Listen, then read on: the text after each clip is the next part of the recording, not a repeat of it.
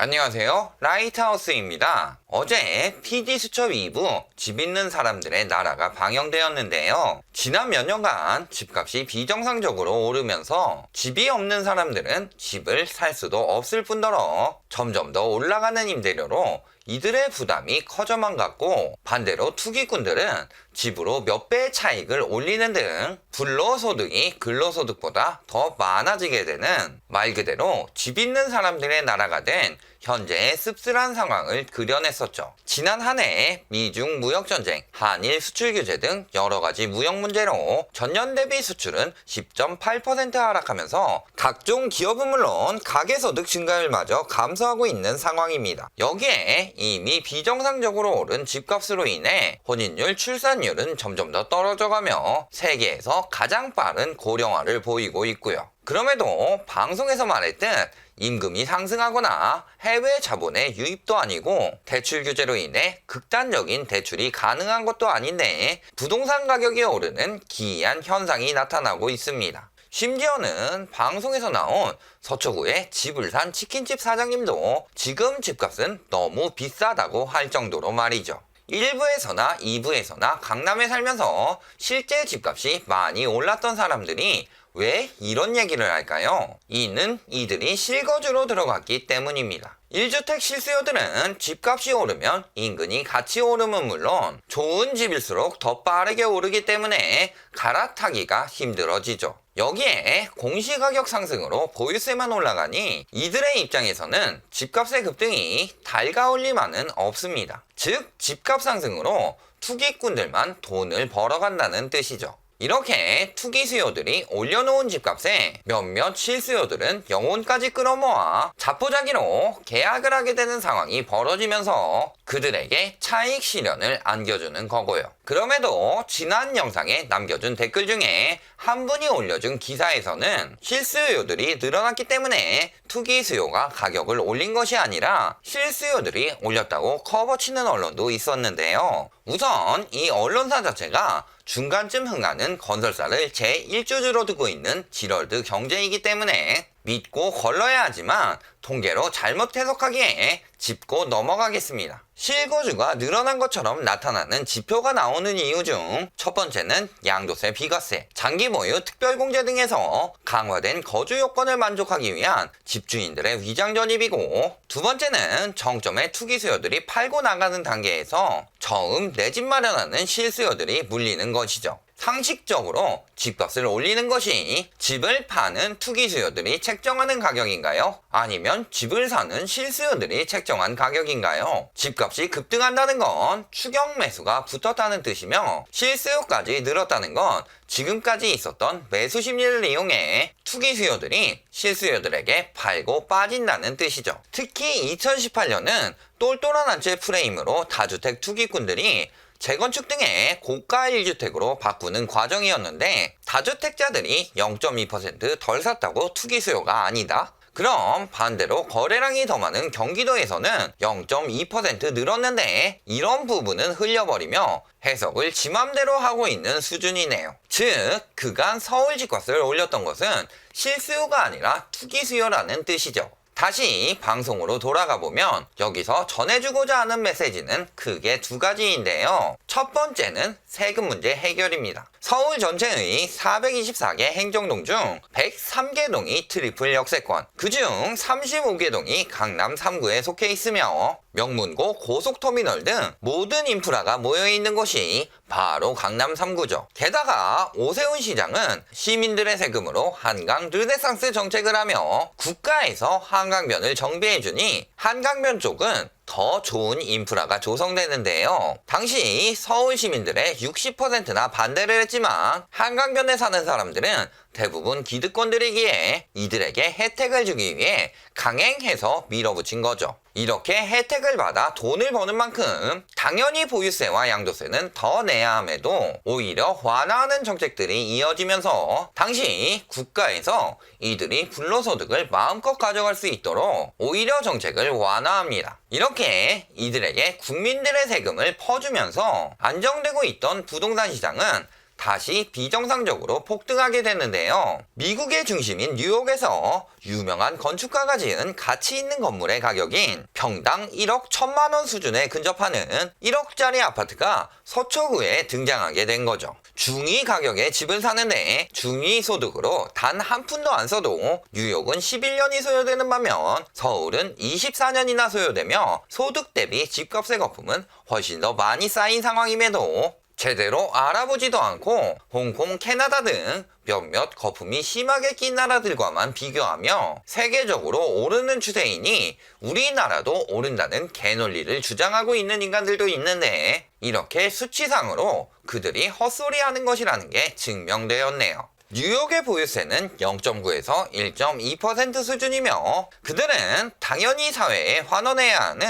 정당한 세금이라고 말하고 있습니다. OECD의 평균 보유세도 약 0.435%. 하지만 우리나라는 0.156%밖에 되지 않죠. 거래세까지 합산하더라도 OECD는 평균 0.561%를 내는 반면 우리나라는 0.367%로 매우 낮고요. 그럼에도 이번에 공시지가와 보유세율을 올리니 보유세가 아니라 벌금 내는 느낌이라며 징징대는 인간들은 양심은 있는 건지 이렇게 고가주택이 되더라도 다주택이 되더라도 저렴했던 보유세와 함께 저금리까지 겹치며 집을 가지고 있는 부담이더라니 다 같이 담합해서 가격을 높이고 버티고 있는 거죠. 이 부분에 대해 정부에서도 제대로 인지하고 있는 듯 합니다. PD수첩에서는 2019년 11월 19일에 있었던 국민과의 담화 시간에서 국민 중 한 사람이 보유세에 대한 이야기를 물었는데 주택 공급을 설명하는 등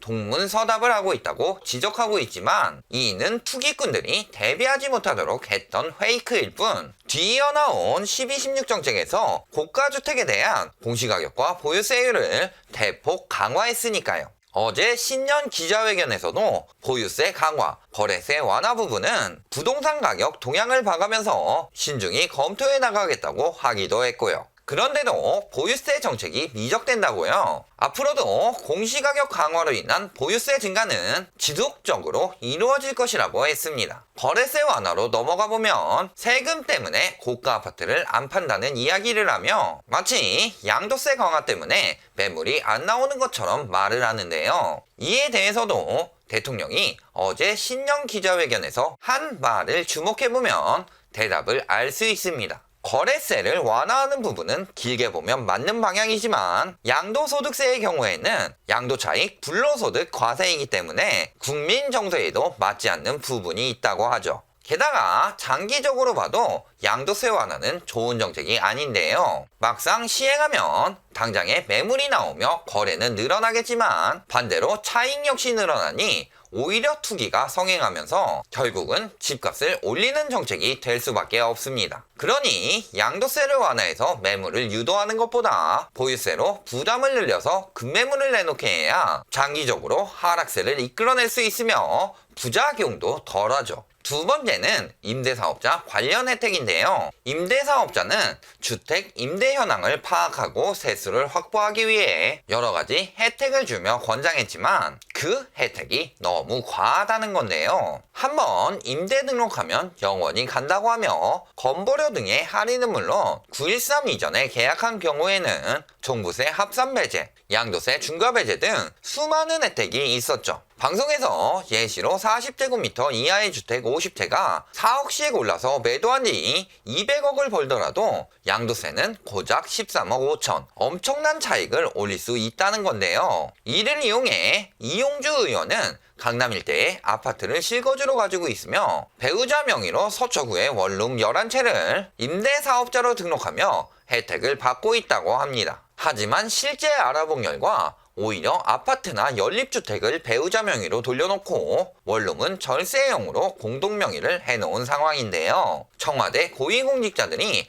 부동산과의 전쟁을 위해 실거주를 제외하고 강제적으로 매물을 내놓고 있는 상황에서 모범이 되어야 하는 국회의원이 이를 이용하여 수익을 올리고 있는 쓰레기 짓을 하고 있는 건 참 안타까운 상황이네요. 그 외에도 서울, 경기 쪽에만 11채를 매입해 들어갈 한 채를 빼고는 10채를 임대사업자로 매입한 박모 씨 역시 임대 혜택이 클 때 등록했으며 아직까지도 혜택이 크다고 하죠. 그런데 이 사람은 일반 임대사업자가 아닙니다. 거지병법으로 유튜브를 운영하며 부동산 투기 상담을 하는 레알 PS의 대표죠. 그 이후에 나온 5채를 사서 4채를 임대 준 사람 역시 분양 대행업자고요. 이렇게 부동산 투기를 부추길 수밖에 없는 사람들을 대상으로 취재한 것은 공정성이 떨어진다고 보이네요. 그럼 앞으로의 정책은 이를 계속 좌시하고 있을까요? 보유세 강화 정책은 이미 들어가고 있습니다. 작년부터 고가주택을 위주로 공시가격을 현실화한 것은 물론 올해에는 시세가 9에서 15억인 공동주택은 70%, 15에서 30억 원은 75%, 30억 이상은 80%로 단계별로 현실화율을 더욱 높일 예정이며 여기에 매년 5%씩 2022년까지 공정가액 현실화율까지 높이고 있죠. 여기에 913 1216 대책으로 종부세율 및 세부담 상한을 끊임없이 늘리고 있고요. 이번에 부동산 투기와의 전쟁을 선포한 만큼 앞으로도 보유세는 더욱 강화될 것으로 보입니다. 임대사업자에 대한 규제 역시 마찬가지인데요. 913 대책으로 종부세 합산매제, 양도세 중과배제를 없앴고 2019년 귀속분부터 2천만 원 이하의 주택 임대소득에 대해 임대소득세를 과세함은 물론 작년까지 임대를 시작하고 이번 달 21일까지 사업자 등록을 하지 않은 사업자의 경우는 가산세까지 추가되죠.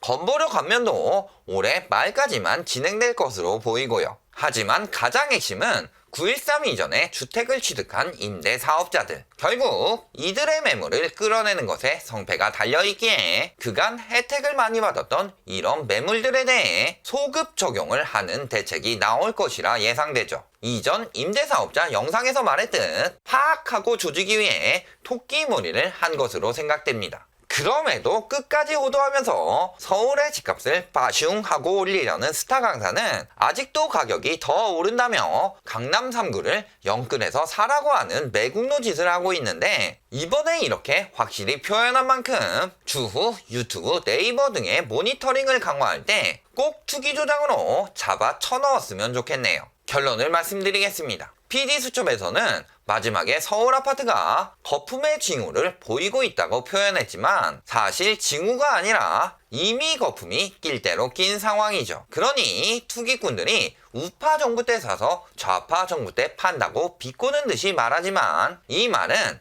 좌파 정부 때 규제가 강해지니 집값이 떨어지기 전에 빨리 팔라는 의도를 내포하고 있기도 하죠. 저번 화에 기존 정부의 문제점들을 지적했으니 이번 화에는 균형을 맞추려 이번 정부에서 나타난 부작용을 중점적으로 보도한 느낌입니다. 그리고 이번 내용은 지금 투기 수요들 때문에 가격이 오른 상황과 그에 대한 개선 방안을 상기시킨 것으로 보이는데요. 여태까지 무능한 정부처럼 보였지만 이후 극복하면 지지층이 더욱 강해지겠죠. 그러니 바로 어제 대통령이 지나치게 높은 부동산 가격은 국민들에게 상실감을 안겨준다고 했고 정부에서 풍선 효과를 예의주시하고 있으며 집값이 잡히지 않을 경우 보다 강력한 부동산 대책을 계속 내놓을 것이라고도 했으니까요. 여기에 오늘 발표된 보도 설명 자료에서는 실수요자 중심으로 주택시장을 안정적으로 관리하기 위한 노력을 지속해 나가겠다고 했고 추가적인 종합대책을 주저없이 시행한다고 했습니다. 단지 지금은 총선 이전이라 부동산 중도 세력을 자극할 수 있기에 작년에 계획한 것만을 차근차근 시행하고 있으나 총선이 끝나고 나면 이번 정부의 핵심 과제인 부동산 정상화를 시켜야만 하기에 임대사업자 소급 적용 등 더욱 강력한 정책들이 대선 전까지 쏟아져 나올 수밖에 없는 상황입니다. 그럼에도 아직도 수도권 지역들은 물론 대전, 부산, 울산, 창원 등 지방도시들까지 부동산 쇼핑을 하며 실수요들을 교란하고 삶을 피폐하게 만드는 투기꾼들과 그들을 조장하는 세력은 끊임이 없네요. 그러니 이런 부동산 쇼핑이 없어지는 그날까지 저희 라이트하우스에서는 이들의 실체를 밝히고 잘못된 호도를 제대로 된 논리와 자료로 반박하며 이들의 넘어가 피해보는 실수요들이 없도록 정말 최선을 다해 진실을 밝히도록 할 테니 앞으로도 많은 관심과 시청 부탁드립니다. 오늘 영상이 도움이 되셨다면 좋아요, 구독, 알림 부탁드립니다.